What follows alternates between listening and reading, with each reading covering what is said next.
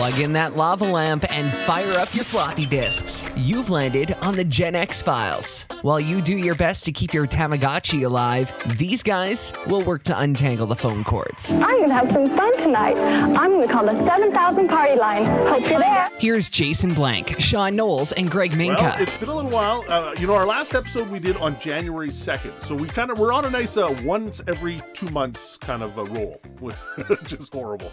But welcome back to the Gen X Files. First of all, we got a comment. Sean, you decided 2026, a new look? My wife keeps telling me that she doesn't recognize. She keeps telling me there's a stranger in the house because I shave my beard mostly. Not all the way because I'll look like a very small child. Like, not a small child. I'll look like a 20-year-old old man. It's weird. You shave off your beard, you shrink, or what? Yeah, I do. I'm always mentally a child, but my wife says my head looks smaller, but it's more focused. That's it. Well, I had a big beard. You did. So the premise for today's episode is behind the music, behind the podcast kind of thing. And the reason is we always try to spitball what we're going to talk about. Greg threw this out there, and I'm like, okay, well, yeah, we can totally do a behind the music, behind the podcast, but we're going to kind of do it a little bit differently because we're going to talk about the behind the music stuff that we used to watch when we were kids. So there used to be so many great behind the music stories. So Greg, I'm going to let you get into it because, what I loved about our conversation here just a few moments ago was, the turning point in that episode. So what's some of the coolest behind the musics that you ever watched? They would be on Much Music, right, in VH1, and now of course you can look them up, which I've watched quite a few, and of course there's bands that like stuff, Journey and Foreigner and stuff like bands that I still listen to today. But I found that the format was so engaging that I watched so many episodes of like bands that I never followed. Like I think we joked off air about Katrina and the Waves. Even like I found on that they the format was always so engaging. Humble beginnings, startups, and and big breaks and stuff like that. But we were joking off air about around usually the 30-minute mark. There was always something that always threw the band, that threw their greatest challenge. So it was, whether it was Stephen Page, Bare Naked Ladies going solo, or the one album, the Dark album that always took a turn that didn't sell well, and would they continue on? And the format, and it would always have this eerie music, but I still enjoyed it. So we were joking for the two fans that are watching, viewers, one being my mom. We were joking off air that it would be Sean who would go solo out of this group, and then Jason and Greg would have to try to pick up the pieces while Sean flourished with his solo career, and Jason and Greg would be nothing but a memory. I don't know if I'd flourish on a podcast called The Mustache of Madness. The Mustache of Madness. I guess. Hey, I totally voice over for that too. Like I do the total intro and everything, No, this is too fun as a trio. I don't think I ever could. I agree. And I think Greg, you would be the one that'd be, this would be the turning point, the solo. The Greg Manka solo. He goes into a whole wrestling podcast that we just right. Yeah. The prop master. Yeah. Master of the props. Yeah. And then, but just quickly talking about that, I Sean, you piqued my interest when talking about Van Halen, because that was your analogy, was David Lee Roth. So, okay, so I gotta ask, Sammy, Dave, Gary Cherone, the one album from 1998. Not Gary Cherone. Yeah, no, I know. I like David Lee Roth better, but only because there's a couple songs I like better. I think Sammy Hagar is awesome, so he didn't hurt Van Halen at all. There was just it was slightly different because obviously the background music is still the same, but David Lee Roth brought a different kind of energy. Yeah. But I mean, as a solo career, his solo career was terrible. Right? He's not Roger Waters. He can't carry himself like that. Um, but I still like Sammy Hagar. I mean, because everyone likes what was it, Being Human? Yeah. Yeah, Humans Is it Being Being. Human? Yeah. The Human From Being, the sorry, Twister which soundtrack. Yeah. it was an amazing song. Yeah. Right. Yeah. So, and I don't think David Lee Roth ever did a song that amazing. So it was, the body was better than some of the individual stuff, I think. Yeah. How Well, about you, Jason? well, yeah. Actually, Van Halen doesn't matter. Honestly, anything Yeah. Van Halen, excellent. I'm good with both. I love everything almost that Van Halen puts out. Mhm. But yeah, I think Sammy Hagar, he's done more on his own after Mhm. Van Halen for sure. And actually, it was funny. I was watching the other day. He did Rockstar with Nickelback acoustic Oh, okay. set Yeah. in like Yeah. a That'd be record cool. store, and it was awesome. It really was, Yeah. So, but let's go back to, so talking about bands. There were so many great bands that actually had that behind the music, right? There were so many bands that had so many great stories. So I think that's something that this generation really won't ever get, because you'll never get a, well, you could. There's probably lots of stories, but behind the music, Bruno Mars. Like, I don't think you'll ever see something like that, but you could with Britney Spears, because I hear there's a story about her actually that just came across the wire today. But that would be a behind the music that I'd probably watch, just because she went through a whole weird phase. But is that a thing that's kind of, because the society's got so sensationalized with the internet and all this other stuff, that we had to really work hard to try to dig up some of those stories, where all those stories are now front and center. So do you think that's a thing that'll actually be around nowadays? Greg? I think at the speed that information travels, right? And I think that the clips and all the stories that would be within a 44-minute of behind the music, that spanned years, you get those stories told like every 6 months. And Consistent. yeah, like I just the amount of information that's readily available, and when stuff hits the wire, I don't know, I'd be surprised if in 10 years, when we're doing this still, and we've decided to keep the band together, Of course. and no one has gone solo. I would wonder if we'd be talking about behind the music on some of the artists, current artists of 2026. I think the way people digest music is 100%. You're right. It's different. We used to, when an album was released, we would run out, get the cassette, CD, 8-track, whatever. But it's something that we really fixate on, and you would take that and you would listen to it over and over again for months. Where now, because of like the Spotify streaming music, and I'm guilty of it now too, where you get a song, you listen to a couple songs, and then you like discover this other artist that you've never heard of before, so on and so forth. That the way we fixate on music, the way that we fixate on artists is completely different. Mm-hmm. I could see them maybe doing with a Taylor Swift, because she's so big. Yeah. Right. And that's a different stratosphere, I think. And not that I'm a huge Taylor Swift fan, but because she's so big, that's something I could see happening. Because, and a lot of times artists like that, they can do a really good job of maybe hiding the weird things that happen behind the scenes instead of like the small sensational things. But other than her, I can't really think of anybody else. I think Greg's right. Information may move so fast, it's hard to, and it's just out there, just like that. Yeah. If something bad happens. The way I'm looking at it too, gentlemen, is that we don't have much music. We don't have VH1. We don't have MTV.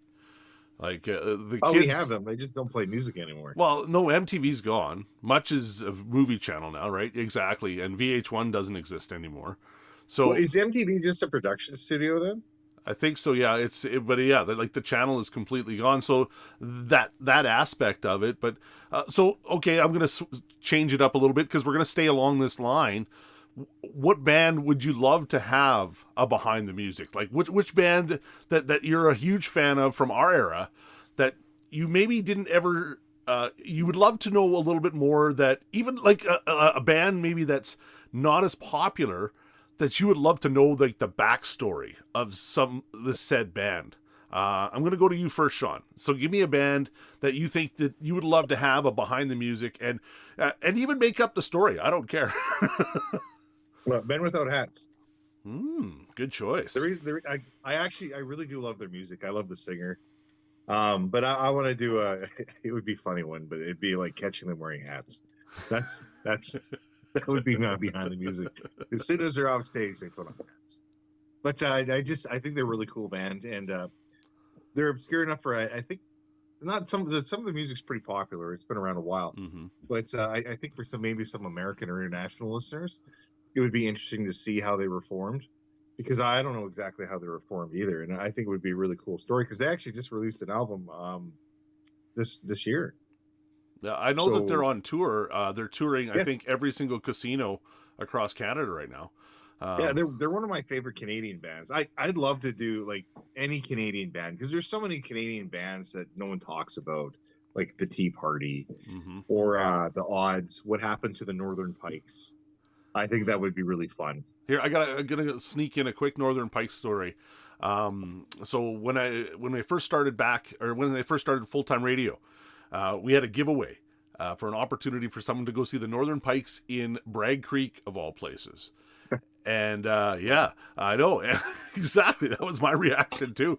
But it was really cool because we talked to the drummer, because one of my coworkers, she was friends with the drummer from Northern Pikes, and they're still out there. And the claim to fame for Drumheller, where I'm based and Greg's based, is, they did one of their videos. I think they did two of their videos in the Valley. So, but yeah, like the Northern Pikes, there's a great example, and Men Without Hats a great example. All right, Greg, what's a band that you would love to have a behind the music? Well, I don't know. I just happen to write a few names down, but no, I would love to see something. I feel like we're at the age now where some of the older bands that in the 80s, early 90s were already covered, but some of the new, they called it power pop, new breed, band like 9 Days, Collective Soul even. But I got to default to Harem Scarum, of course. Anything to get those guys out there even more, and some more notoriety and stuff like that. And how, but I find that stuff very fascinating, about how record labels chose these singles, and you can apply it to many bands, but how much the record companies controlled a lot of these bands' destiny with singles and where they're released, and forcing them to come up with the power ballad from the 80s, and how that ruined some bands, even on that they, a band like Night Ranger, who got pigeonholed as a, Sister Christian, great song, but they were a hard rock band that they had this #1 hit, and MCA was just like, okay, I was just listening to a podcast driving home from Stettler today about how Night Ranger struggled, where they put this rock album together to be one ballad in it, and the record label would be like, no, where's the new Sister Christian, from the follow-up, from the next albums, right? And they just got pigeonholed. Yeah. Well, and that brings up an interesting aspect of it too, because again, you talk about the Guess Who, and that's a big band that they were thinking they were going to be this huge thing down in the States, and again got pigeonholed by the record labels, and you don't see that now, of course, because again, record labels don't have the control that they had back then. But kind of along those lines too, like all those 80s bands that we loved, like Night Ranger and Poison and even Kiss, they all had that ballad. They all had that ballad that would try to hook in maybe the soft listener, the one that's not a hardcore big fan. Like I think of Beth by Kiss. That's I love that song. I do. But I love most of Kiss songs anyways. But yeah, like Beth was a huge one to kind of hook in, or yeah. So you're a Kiss fan? I am a Kiss fan. Yeah, I do. I would have never guessed he was a Kiss fan. Oh yeah. Okay.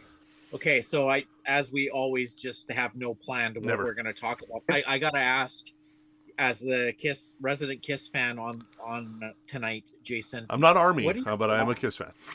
Okay, all right. So, what are your guys' thoughts about some of these bands that have carried on with no original members? And I'm sorry, that doesn't really apply to Kiss, where Gene and Paul are still there, right? Mm-hmm. But like bands like Kiss, or okay, maybe not quite, but like Foreigner, Journey, where there's hardly any more original members, different singers.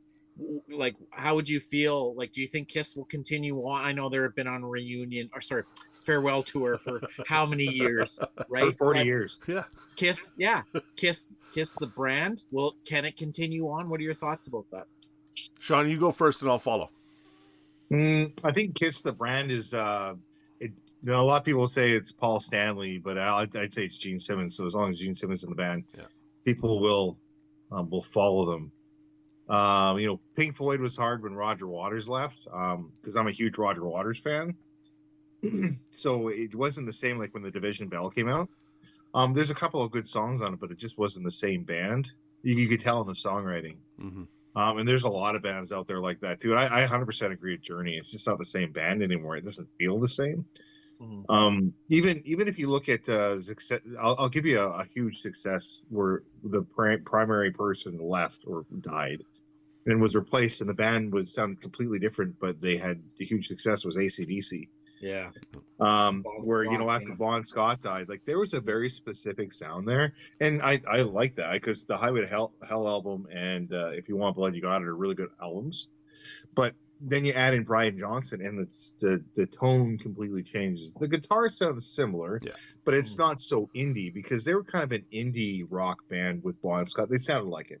Mm-hmm. But then you add in Brian Johnson and become this huge mainstream band. So even though they completely changed, even though the members stayed the same except for the singer, totally it changed. Where Van Halen, they always sounded the same, just the singer was different because the songwriting was still the same. And I think that's a really good point with those bands is that if your songwriter changes, the sound of the music completely changes, and it's noticeable. And I don't even know if I would go see Journey anymore, to be honest.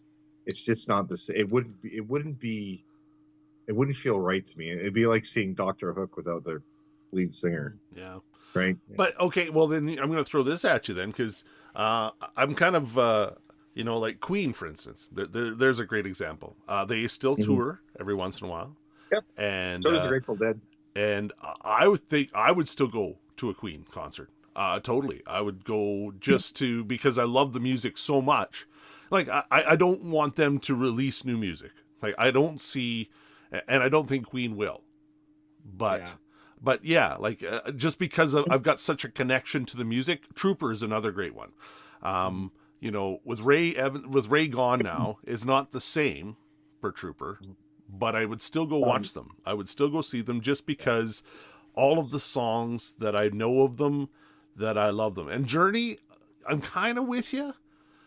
If I got free tickets to Journey, I don't know if I would go search for tickets for Journey, but if I had the chance to see them, and I'd probably go see them just because, and that's why music is awesome, because music connects us, not particularly with the bands or even with the singers, but it connects us to memories, right? Mm-hmm. So you hear a song and it takes you back to, here's a good example. Beastie Boys' License to Ill album. It takes me back to 1987, and we were traveling by Chevy custom van from Swift Current, Saskatchewan to Vancouver, Victoria, BC. And I can still picture that trip. So if I was to go to a concert and listen to the Beastie Boys, that's what memory would flood into my head. So that's why I still connect with the bands, even if they do have different singers, different artists involved with them. The music connects my memories. And it's kind of fitting we're talking about this on the Gen X Files, because I find with our generation that there are so many different memories that come up and connect with us from a song. From a moment is connected to a song.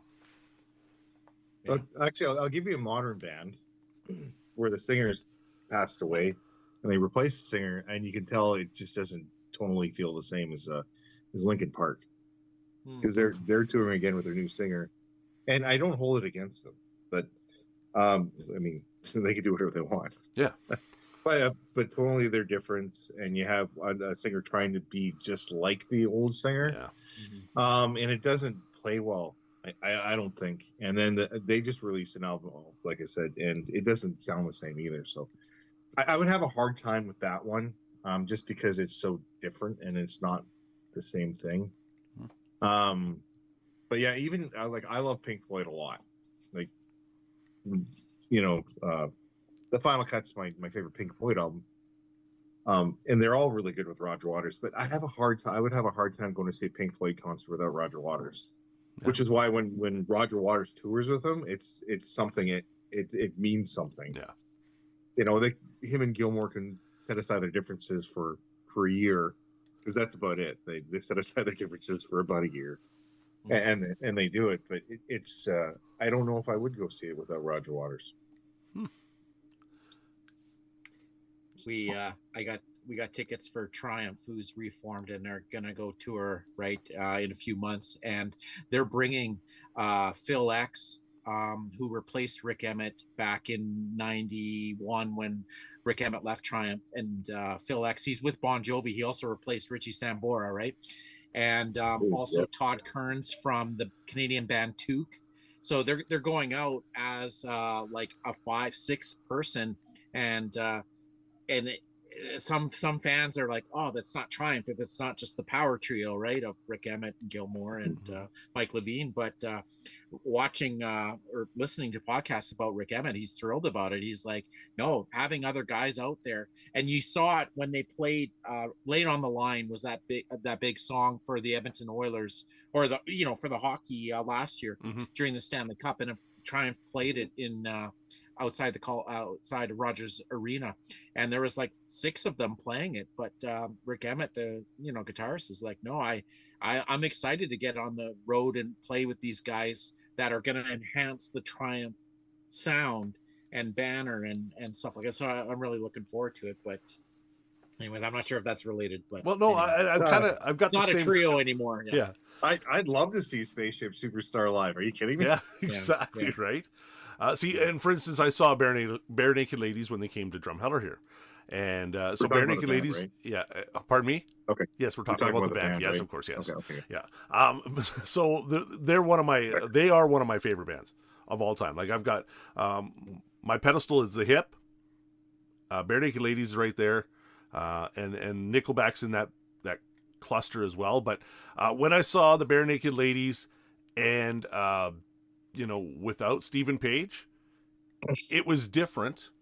They still did a lot of the songs that Stephen Page would do the vocals on, and Ed would do the vocals for them instead. Mm-hmm. And I don't think I missed it. Like, I it would have been cool if Stephen Page would come back and tour together with them. But and I would love to see Stephen Page by himself too, because I think that would be a great concert as well, because there's a lot of great songs that he sings. His vocals are so strong in the Bare Naked Ladies catalog that they mean that much more when he sings them compared to when Ed sings them. But it didn't take the level of my enjoyment of the concert down because Stephen Page wasn't there. But if they would come back, it would just take it to that next level. Like, it would rise it up to another level, I think. So I kind of I feel the same way as you guys. Like, it's good that these bands are continuing to tour, and as we are in Generation X, we have to deal with changes to our classic bands, and I can't believe a lot of these bands are still touring. Honestly, that we listen to, but yeah, it's okay to to enjoy them, but it would be better if it was original, right? Yeah. Well, I'll have we were at Augustana, it's U of A, right? The campus in Camrose a couple months ago, and I saw hanging from a banner, November 8th, Stephen Page is playing the Peter Lougheed Theater. So you'll get your chance if you so choose to drive 2 hours to Camrose, and also actually Glass Tigers playing there as well at an acoustic set. So that kind of piqued my interest. But yeah, cool. That sounds like a Gen X on the scene. podcast on location. Wouldn't that be cool? And have a sit down with the guys, with like the band would just join us because we're that big. Yeah, we can like, we can stroll right in like we're a That's right. big deal. And Stephen Page is like, all right, hey, I do have my media pass, so I can actually do that's that. right. Yeah, we have Just- these passes exactly. and mugs. Yeah. We do Got have our mugs. mugs. Yeah. Exactly. You haven't our seen mugs. our merch? Well, gentlemen, I see by the clock that we are close to wrapping up, but we do. I've got to give us a lot of credit. We can make a 25-minute podcast out of absolutely nothing, and we've done it again tonight. All right. Well, how much time's left? Sorry, how much? I got a quick question. I got about We 5 minutes. I got about 5 minutes on the okay, clock. all right. Yeah. Oh, yeah, lots of time. Okay, It's so like I gotta ask just some of the bands we were talking about tonight and stuff like that. Did you guys ever see whether the play, the musical Rock of Ages or the movie Rock of Ages, based on the play? You guys ever see it? I saw the movie. No, Yeah. not Did the you play. see? Yeah, not the play. Okay. Yeah. Yeah. What I do you guys love the think? movie. Yeah. Yeah. I love rock operas. I hate musicals. Like it's not but rock operas are Yeah. completely different, and Yeah. they're really cool. And Tom Cruise was amazing in that. So was Alec Baldwin. And Yeah. oh shoot, who's the other guy? Anyway, it's been a while, but it was a great movie. Yeah. Yeah. Really entertaining. I loved it. So if you Yeah, get yeah. tickets for Greece, you're not going to watch it, Sean? Is that's what you're telling me? Who am I going with? Depends on the company. My wife has taught me how to enjoy dinner theater. We went to a really cool one in Calgary, and it was about the 80s. So it was had music in the 80s. So it was really fun. I love How it. long ago was 80s that? music what's that? How long ago was that? Hey, Kat. When did we go to the Jubilee. dinner theater in Calgary? The 80s one. What was it called? Was that just last May? Last May, maybe. Okay, so I think I know which one you're talking about. We went to that one. It was about 4 or 5 years ago, but we went to that one as well. Yeah, because there's like a time machine or something. You're going Yeah. back in the past. Yeah. I don't know. It's really cool. It was fun. It was really fun. Well, there you go. So See, I got to ask. This is gonna even amplify my nerd, but Mamma Mia. Did you guys ever see Mamma Mia the play, or the movie for sure. Yeah, I saw Yeah. I saw the movie because I was actually working at the theater here in town when the movie came out. So I What's didn't Kat see the saying? movie. Yeah. I didn't see the movie. I like see bits pieces here and there, but I do agree that there's two types of people in the world: people who love ABBA. It sounds like ABBA, and the other people who pretend to not like ABBA. yeah. Those are the two types of people in the world, Yeah. because ABBA is so fun to listen to. I don't care what so anybody good. says. So not to go off on a tangent, and I know we only have like probably about a minute, but grade 3, Greg Manka, when you were allowed to bring your Walkman to school day and bring tapes, I brought ABBA Voulez-Vous, and that was the first time I realized, hey, wait a minute, I'm not cool. You have Quiet Riot, Metal Health over here, and you have Ozzy Osbourne, Bark at the Moon, right? And here's Manka with Voulez-Vous, ABBA, and I'm like, what's the trouble, guys? And I was like, No. I Everyone totally around you was secretly like, that is a cool album, Exactly. and I own it. Yeah, and I'm no. not going to tell anybody. No. I was Everybody. like, you guys don't It's like like- ABBA? It's like in the 90s. Nobody hated Ace of Base. That's right. Nobody. That's right. You know what? And nobody hates Nickelback, except for people that hate Nickelback. Except for people from Oyen. Yeah, maybe Owen. Yeah, maybe. No, just Oyen. All right, gentlemen. Well, this is always a good time. Thanks for joining me and joining us. And we're going to do this hopefully within the next 2 months. We'll shoot for every 2 weeks and then see what happens. Exactly. And make sure it's not a quarterly podcast. That's right. That's right. All right. Until next time, friends. We'll talk soon. All right, time to power down our old school computers and flip our CDs back into their cases. Thanks for listening to the Gen X Files. Hosted by Jason Blank, Sean Knowles, and Greg Minka.